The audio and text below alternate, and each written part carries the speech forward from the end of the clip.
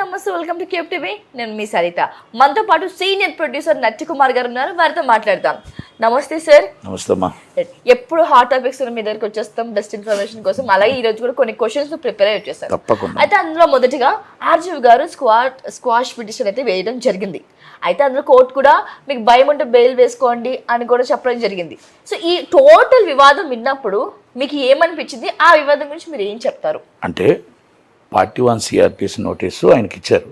మీరు వచ్చి మాకు స్టేట్మెంట్ పలానా వాళ్ళు మీ మీద అభియోగం చేశారు, ఆ అభియోగం మీరు దాని మీద మాకు స్టేట్మెంట్ పోలీస్ స్టేషన్కి వచ్చి స్టేట్మెంట్ ఇవ్వండి అని వాళ్ళు ఇచ్చారు. ఇచ్చిన తర్వాత పార్టీ 1 CRPC నోటీసులు వాళ్ళు స్టేట్మెంట్ ఇచ్చిన తర్వాత ఒకవేళ ఇన్ కేస్ వాళ్ళు అక్కడ కానీ పార్టీ 1 CRPC నోటీస్ ఏం చెప్తుందంటే ఒకవేళ సాటిస్ఫాక్షన్ కాకపోతే అరెస్ట్ చేసి, అంటే వాళ్ళు చెప్పింది వాళ్ళు సాటిస్ఫాక్షన్ కాకపోతే అప్పుడే అదుపులోకి తీసుకోవచ్చు, అప్పుడే అరెస్ట్ చేయొచ్చు అనేది చెప్తుంది. కనుక అరెస్ట్ చేయొచ్చు, లేకపోతే మళ్ళీ మీకు పార్టీ 1 CRPC నోటీస్ ఇచ్చి మళ్ళీ పిలుస్తామని కూడా చెప్పొచ్చు. ఇస్ స్టేషన్ హౌస్ ఆఫీసర్ మీద ఉంటుంది. కనుక దాని మీద ఆర్జీవి గారు ఆయన స్క్వాష్ పిటిషన్ వేశారు. స్క్వాష్ పిటిషన్ అనేది ఇప్పుడు మేము దాన్ని చేయలేము, అంటే FIRని స్క్వాష్ చేయమని. ఇది ఫాల్స్ కాబట్టి కేసు నా మీద ఆల్రెడీ నేను ఎప్పుడో మాట్లాడలేదు, కనుక దాని మీద నాకు స్క్వాష్ చేయమని అడిగారు. అయితే స్క్వాష్ పిటిషన్ కొట్టివేస్తూ మీకు అరెస్ట్ చేస్తారని భయం ఉంటే బెయిల్ పిటిషన్ వేసుకోండి అన్నారు. ఇట్స్ రైట్ యాజ్ లా అంతే. కనుక హైకోర్టు వారు చెప్పారు కాబట్టి రేపు కంపల్సరీ అటెండ్ అవ్వాలి. అటెండ్ అయ్యి ఆయన స్టేట్మెంట్ ఆయన ఇవ్వాలి. మరి ఆయన రేపు స్క్వాష్ పిటిషన్ మళ్ళీ బెయిల్ పిటిషన్ వేస్తారా, బెయిల్ పిటిషన్ వేయరా, లేకపోతే డైరెక్ట్గా అక్కడ వెళ్ళిన తర్వాత ఏంటి అనేది చూడాలి. రైట్. IT యాక్ట్ ప్రకారం కొన్ని నాన్ బెయిలబుల్ ఉన్నాయి, కొన్ని బెయిలబుల్ అఫెన్సెస్ ఉన్నాయి. కనుక దాన్ని ఎలా పోలీసులు తీసుకుంటారనేది is depend of station house officer. అది రైట్. సో అందులో భాగంగానే మనం గతంలో కూడా మాట్లాడుకున్నాం సార్ కస్తూరి గారి గురించి. అయితే తను కొన్ని మాటలు ఇవ్వడం జరిగింది.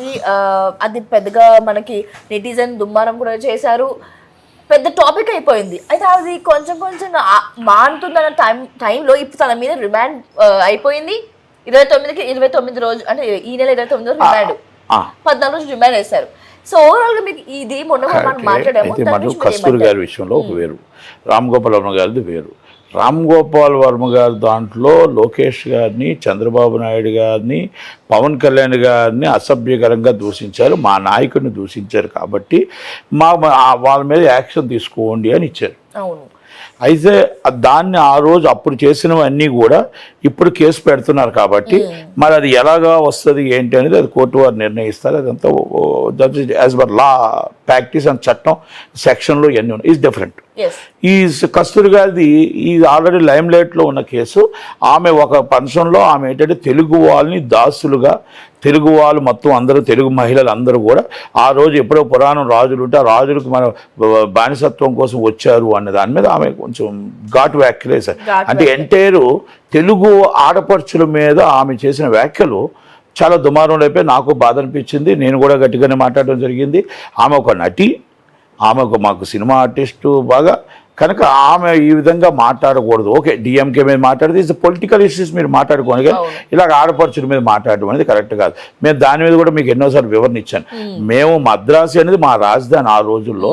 ఆ మద్రాసు ఈ రోజు మొత్తం టోటల్గా మా తాతలు ముత్తాతలు కూడా చాలామంది కూడా ఉన్నారు మద్రాసులో. ఇప్పుడు మనం మా రాజధాని అది, మా రాజధాని. అప్పట్లో రాజధాని ఉన్నప్పుడు ఎంతోమంది అందరూ వచ్చారు. ఇక్కడ రాజధాని కాదు కదా, అప్పుడే కదా. కనుక దాంట్లో ఎవరెవరు వచ్చి సెటిల్ అయిపోయిన ఉండొచ్చు, లేకపోతే కరుణానిధి గారు ఉండొచ్చు, సో మనీ ఉండొచ్చు. కానీ ఆమె ఆ విధంగా వ్యాఖ్యలు చేయడం అనేది ఆడపడుచుల్ని అభ్యంతరకర విషయమే. అయితే దాని మీద మొత్తం తెలుగు సంఘాలు అవ్వచ్చు, మేబీ తెలుగు వాళ్ళు అవ్వచ్చు, అందరూ సినిమా వాళ్ళు అవ్వచ్చు, అందరూ కూడా చాలా కంప్లైంట్లు పెట్టడం జరిగింది. ఆమె అక్కడి నుంచి ఇక్కడికి వచ్చి షూటింగ్కి వచ్చానంటే, మేబీ షూటింగ్ నాకు తెలిసి ఏ షూటింగ్లో సీరియల్స్ ఉండొచ్చు, నా సీరియల్స్ నాకు తెలియదు. అయితే అలాగా ఇక్కడ ఉంటుండగా ఆమెని ఒక హైకోర్టులో ఒక బెయిల్ పిటిషన్ వేసుకుంది. ముందస్తు బెయిల్ వేసుకుంటే ముందస్తు బెయిల్ హైకోర్టు వారు సీరియస్ అయ్యారు.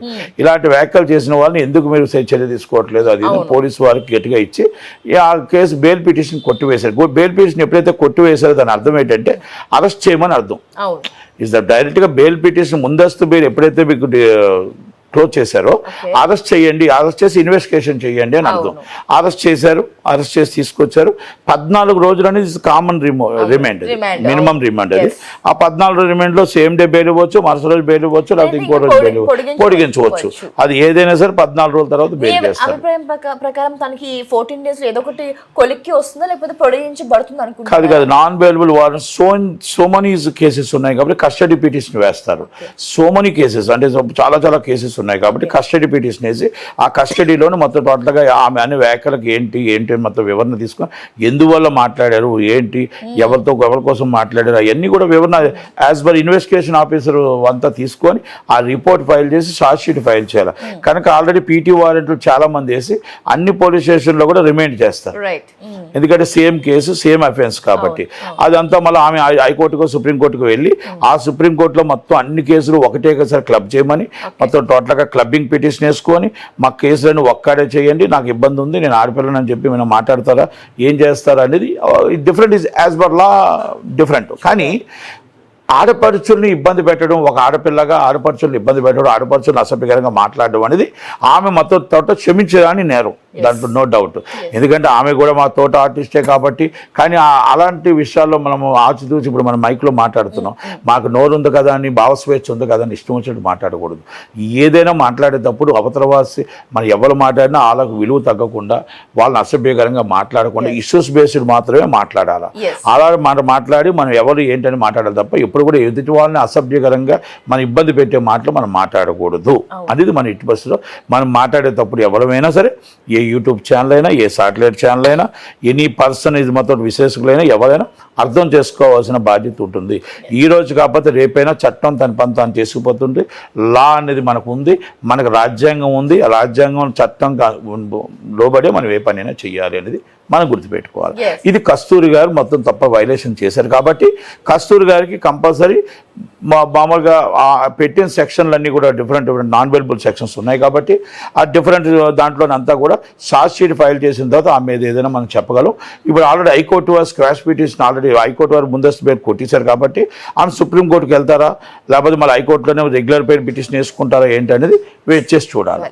కనుక ఈ విషయంలో మాత్రం నేను మళ్ళీ రిపీట్ చేస్తున్నాను, ఆడపడుచుల్ని అసభ్యకరంగా ఎవరు మాట్లాడినా అది తప్పే.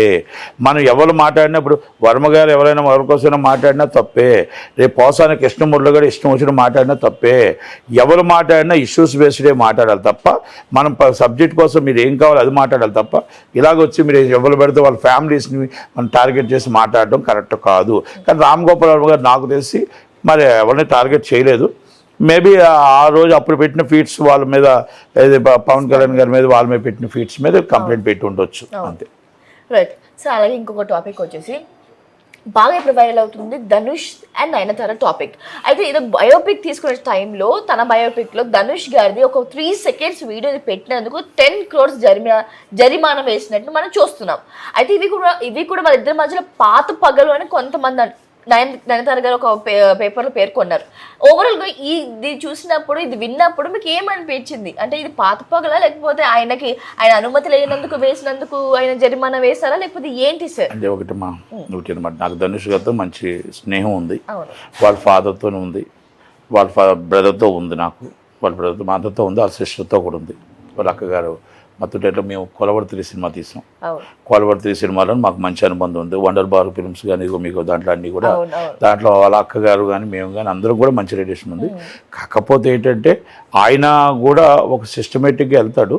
మన ఐశ్వర్య వాళ్ళ మిస్సెస్ గారితో కూడా మంచి అనుబంధం ఉంది, ఎవరు రజనీకాంత్ గారు అమ్మాయితో కూడా. అయితే కొన్ని సందర్భాల్లో అసలు యాక్చువల్గా అది matter of the small issue. మనం ఎనీ ప్రొడ్యూసర్ని మనం బయోపిక్ తీసుకున్నప్పుడు పర్మిషన్ అడుగుతాం. ఆ పర్మిషన్ అడిగి మాకు ఇది వాడుకోవడానికి ఇవ్వండి అంటే పర్మిషన్ ఇవ్వచ్చు, పర్మిషన్ ఇస్తారు ఆల్మోస్ట్. ఎందుకంటే ఇప్పుడు మనం ఏదైనా రీమేక్ చేయాలన్నా లేకపోతే రీమేక్ అంటే డబ్బులు అడుగుతారు. ఈ చిన్న షార్ట్స్ వాడుకుంటామంటే permission is must and should. కనుక ఆ అమ్మాయి యాక్ట్ చేసింది కాబట్టి అడిగి ఉండొచ్చు. దాన్ని నేనే రవిడి అనేది సినిమా ఉంది, అడిగి ఉండొచ్చు. దాంట్లో మరి ఎందుకు మరి ఆయన ఇవ్వలేదు అంటే వాళ్ళకి వ్యక్తిగత గొడవలు ఉన్నాయి, అది మాత్రం వాస్తవం. వ్యక్తిగత గొడవలు ఉన్నాయి. దాన్ని అలాంటివి ఏమైనా ఉంటే కూడా ధనుష్ కొంచెం సీరియస్గా తీసుకుంటాడు. కనుక అయితే అది చాలా వ్యక్తిగతంగా ఉన్నాయి, వేరే ఉన్నాయి. ఎందుకంటే నేను దాంట్లో జోలికి వెళ్ళట్లేదు, కానీ అక్కడికి వెళ్తే మీకు ఇంకా ఇప్పుడు మీకు టీవీ టైం సరిపోదు. కనుక నయనతార గారిది ఆయనది వ్యక్తిగత గొడవలు ఉన్నాయి. Okay. అదంతా ఐశ్వర్య గారికి తెలుసు, అంతా తెలుసు. Affairs ఉన్నాయి. ఏదైనా ఇంకా అలాగ నేను అన్న కానీ గొడవలు ఉన్నాయి. ఆ గొడవలు అది ఐశ్వర్య గారికి కూడా తెలుసు, అందరికీ తెలుసు. కాబట్టి ఆ గొడవల్లో ఏదో 10 కోట్లకు నోటీస్ పంపించాడు అంతే. దానికి ఆమె లీగల్గా ఫైట్ చేసుకుంటానంటుంది కనుక లీగల్గా ఫైట్ చేసుకోవచ్చు. కానీ ఒకటి మాత్రం నేను చెప్తా, any is a biopic, any artist and any producer is a permission compulsory 3 minutes and 2 minutes. మనం వాళ్ళ సొంతానికి అమ్ముకోవడానికి వాడుతున్నాము అంటే ఒక బిజినెస్ అంటే ఒకటి ఉంటుంది. ఒకవేళ మనం ఆ బయోపిక్ తీస్తున్నాం కాబట్టి దానికి ఏమైనా ఇది ఉంటే ఒకటి ఉంటుంది. లేదు అనుకుంటే దాంట్లో బయోపిక్లో ఒకవేళ మేము బిజినెస్కి చేస్తున్నాం కాబట్టి మీకు వచ్చిన లాభంలో మాకు ఎంత వాడుతున్నారు కాబట్టి మాకు ఈ పర్సంటేజ్ ఇవ్వండి అని ఒకటి ఉంటుంది. ఇస్ డిఫరెంట్ థింగ్స్ ఉంటాయి. పర్సనల్స్ వేరు, ఈజ్ బిజినెస్ వేరు. అంటే నా కంటెంట్ తీసుకొని నువ్వు బిజినెస్ చేసుకుంటున్నావు కాబట్టి నాకు వాటా ఇవ్వు, అంతే. ఇవన్నీ ఉంటాయి. కానీ అయితే ధనుష్ గారు డబ్బుల కోసం ఇలా చేసి ఉంటారా, లేకపోతే వీళ్ళు పాత పగలే చేసి ఉంటారు? మీరు ఒక్క మాటలో ఆ ఒక్కటి అడక్కు ఎందుకంటే అది ఏదున్నా త్వరలోనే తెలుస్తుంది కాబట్టి ఆ ఒక్కటి అడక్కు. నాకు మంచి ఫ్రెండ్స్, వాళ్ళు మంచి ఫ్రెండ్స్. నయనతార గారు నాకు పరిచయం లేదు కానీ వాళ్ళు నాకు మంచి ఫ్రెండ్స్. అందుకనిసే ఎందుకంటే ఆ ఒక్కటి అడక్కు అని అందుకే చెప్పేశాను. దయచేసి ఫ్యూచర్ వాళ్ళిద్దరూ లీగల్గా ఎలా తెచ్చుకుంటారో మీరు అడిగారు కాబట్టి నేను సమాధానం చెప్పాను. Thank you. ఇప్పుడు పొలిటికల్ గా కొంచెం